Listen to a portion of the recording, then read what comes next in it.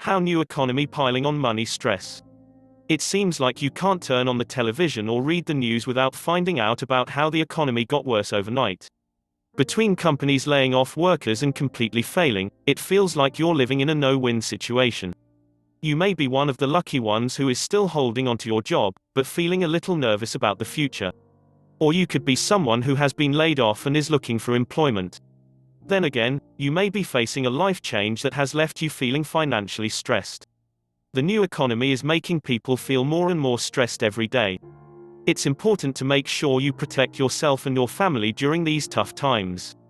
And if you're feeling overwhelmed, you're not alone.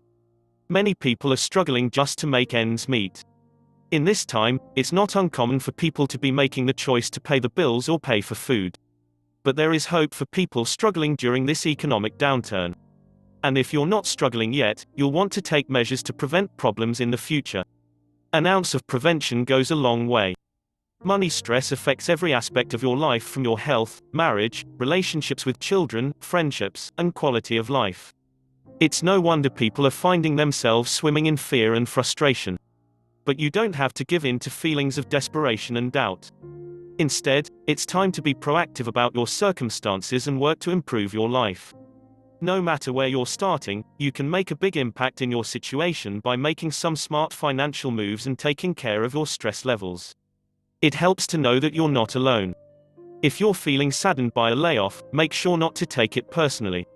You're one of thousands of people who have been let down by failing companies. If you're worried about the failing economy, you're actually in the majority. But it's time to turn worry into action. You'll feel more empowered when you take action, steps to protect your employment status, and to protect your family finances. It can be overwhelming when you know others depend on you to take care of them financially, but you don't have to let that paralyze you. The best way to reduce your stress is to take action.